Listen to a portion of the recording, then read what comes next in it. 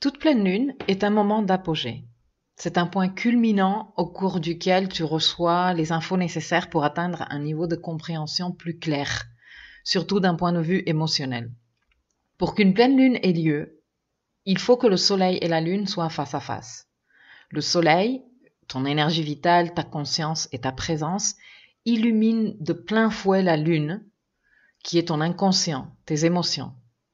Et si tu y réfléchis, tu seras d'accord avec moi que c'est quand même hautement symbolique. Ta conscience illumine ton côté inconscient. D'où les remontées d'informations d'ordre émotionnel lors des pleines lunes. Parce que toute pleine lune est intensément émotionnelle, il est normal de se sentir un peu ou très chamboulé. Ça va dépendre de la personne. En tout cas, la lune exerce une très forte influence sur nous tous. Tu peux le vivre plutôt mal, sentir que la colère est dure à gérer ou que ça déborde trop facilement et être en mode réactif intense pendant quelques jours.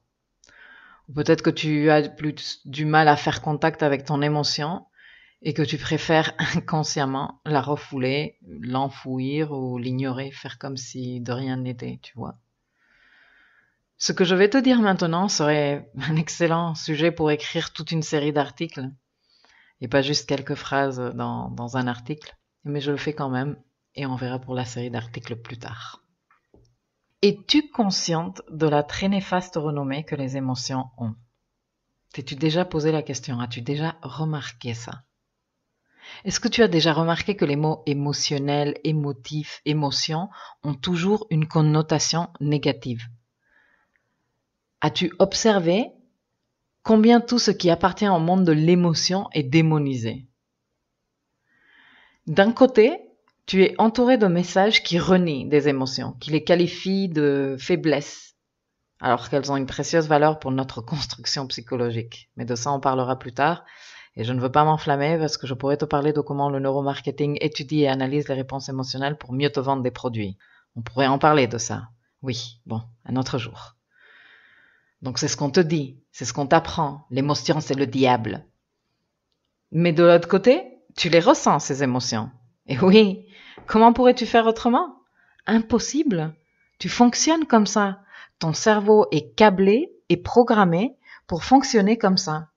Et je fais court pour ne pas m'étendre pendant des heures, parce que sinon, on connaît maintenant mes pavés.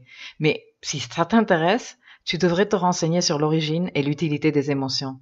Non seulement pour notre construction psychologique et psychique, comme je disais plus tôt, mais pour notre survie également. Alors, d'un côté, l'émotion, c'est le mal. Mais de l'autre, tu ressens l'émotion, tu n'y peux rien.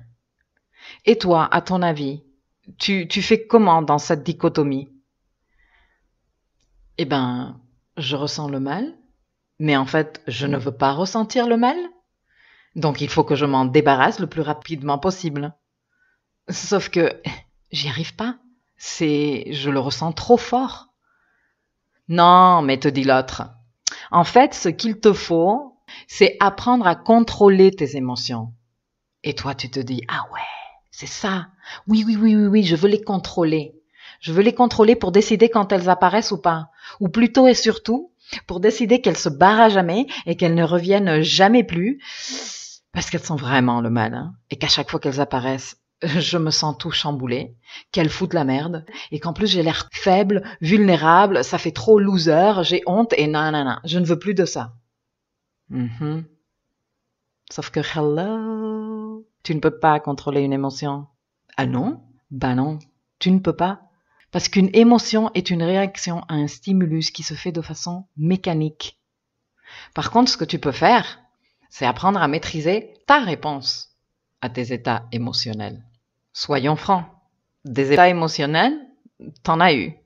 Tu en as et tu vas continuer à en avoir tant que tu seras vivante. Et fort heureusement, j'ai envie de te dire. Tu peux faire quelque chose pour arrêter de subir ces états émotionnels et de les faire subir à ton entourage. Alors oui, ça prend un moment pour apprendre à connaître tes émotions d'abord, non seulement l'émotion, mais ce qui la déclenche et comment tu y réponds. Puis, pour pratiquer la maîtrise de ta réponse. Ça prend un moment, mais c'est faisable. Et c'est d'ailleurs une pratique qui procure énormément de bien-être. Alors, Que tu vives la pleine lune en mode loup-garou ou que tu la vives en mode autruche, sache que tu as un troisième choix, on va dire ça comme ça, l'autorégulation. Et pour atteindre une maîtrise de ton autorégulation émotionnelle, eh ben, ça se passe exactement pareil que pour maîtriser n'importe quoi d'autre.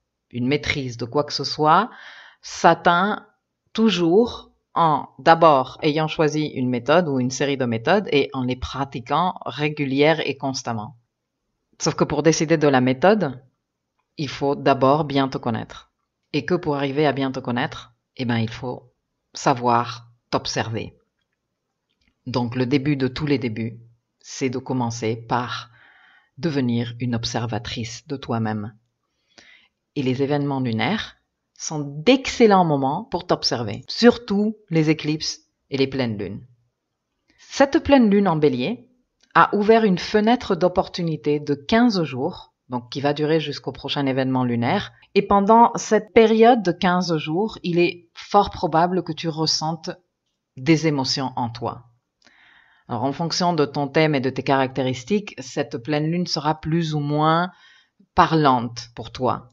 Quoi qu'il en soit, tu as 15 jours devant toi pour t'observer. Tu ressens un truc? Observe-toi. Quand as-tu réagi? À quoi? Que s'était-il passé? Que ressens-tu? Est-ce que tu as aussi des sensations corporelles? Si t'en as, où? De quel type? Est-ce qu'elles sont désagréables? Plus ton observation sera précise, plus tu connaîtras des détails sur toi-même avec exactitude. Pratique l'observation pour commencer à te connaître. Et si en plus tu avais un cahier pour prendre des notes de tes observations, ce serait le summum. Lors de cette pleine lune, la lune et le soleil sont face à face, ce qui veut dire qu'ils se trouvent dans des signes opposés et complémentaires d'un même axe. Et là, pour le coup, c'est l'axe bélier-balance. Tout au long du mois de la balance, notre énergie vitale, notre conscience va se focaliser sur les sujets en rapport avec les énergies de ce signe. Les rapports, les relations, celui avec qui tu construis ces rapports-là, le toi qui additionné à ton moi donne un nous, mais pas que les rapports en soi, sinon comment tu participes à ces rapports, comment tu permets la participation de l'autre et quel équilibre, quelle équité s'exprime dans chacun de ces rapports. Que la pleine lune se tienne dans le signe qui représente l'individu du mois solaire des relations ne peut être qu'une invitation à que tu t'observes et tu comprennes comment tu participes à créer des relations justes, équitables et équilibrées. Les infos, surtout d'ordre émotionnel, que te livrera cette pleine lune sur toi, tes réactions, tes ressentis, t'aideront à prendre conscience des changements à faire de ton côté. Parce que ta réalité extérieure te ressemble. Parce que tu crées ta réalité tangible, ton dehors, ton monde matériel, à l'image de ton intérieur, de ton dedans. Et que si tu veux matérialiser quelque chose dans ton dehors, il va falloir d'abord commencer à travailler sur ton dedans. Et celle-ci est la lune parfaite pour le faire. Juste, sois gentil ou gentille avec toi-même. N'oublie pas ça. Pendant les 15 jours qui suivent, comment vas-tu travailler avec ta lune intérieure? Tes émotions. Il se peut que tu ressentes de la colère, parce que la pleine lune en bélier. La colère est une de nos émotions basiques, et comme toute émotion, elle n'est pas contrôlable. La réprimer n'est pas non plus une bonne idée. Il se peut que ces prochains jours, il se passe des situations dans lesquelles tu réagisses mal, que tu aies un accès de rage, ou que tu piques une crise, que tu l'exprimes de façon explosive, en réaction externe, ou implosive, en réaction interne. C'est possible, en effet. Ici, ce qui nous intéresse n'est pas vraiment comment tu l'exprimes, mais ce que tu ressens. Si c'est le cas, pense à faire l'exercice d'observation dont je t'ai parlé tout à l'heure. Évite de juger les émotions que tu ressens.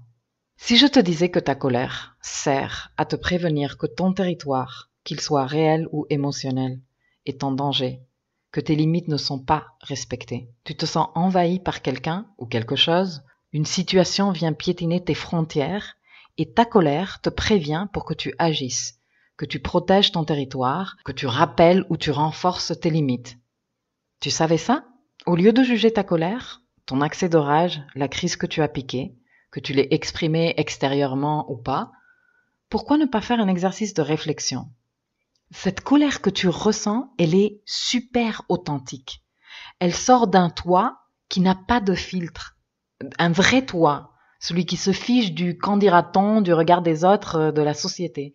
Alors au lieu de te juger, de chercher à réprimer ton émotion, de l'ignorer ou d'aller faire la gueule, et surtout au lieu de chercher des coupables de ta colère vers qui pointer du doigt, je t'invite à trouver un moment avec toi-même, quand tu te seras calmé, pour te poser les questions suivantes. Numéro 1. Qu'est-ce qui a fait que je me sente envahie? Numéro 2. Quelles limites à moi ont été transgressées? Quelles règles à moi ont été enfreintes? Numéro 3. Est-ce que j'ai communiqué au préalable clairement sur ces limites ou ces règles-là? Numéro 4. Est-ce que je ne serais plutôt pas en colère avec moi-même parce que je n'ai pas su marquer mes limites clairement ou correctement et que je me retrouve à subir mon manque de clarté en ce qui concerne mes limites? Numéro 5. Pourquoi ce manque de clarté concernant mes limites? Est-ce que j'ai peur de les marquer clairement? Numéro 6. Est-ce que cette colère que je croyais ressentir envers l'autre ne serait plutôt une colère que je ressens envers moi-même? Est-ce que ce n'est pas plutôt la peur que j'ai qui me met en colère parce que je me trouve peu courageuse, parce que je ne prends pas soin de moi, de mes limites et de mon territoire? Et bien sûr que tu as peur. C'est une peur qui fait mal, c'est pour ça que Chiron est dans le coin. C'est une peur ancienne. Moi aussi je l'ai eue. Nous l'avons tous eue à un moment donné ou à un autre. C'est la peur d'être rejeté pour avoir osé être toi-même. La peur qu'on arrête de t'aimer pour être qui tu es vraiment.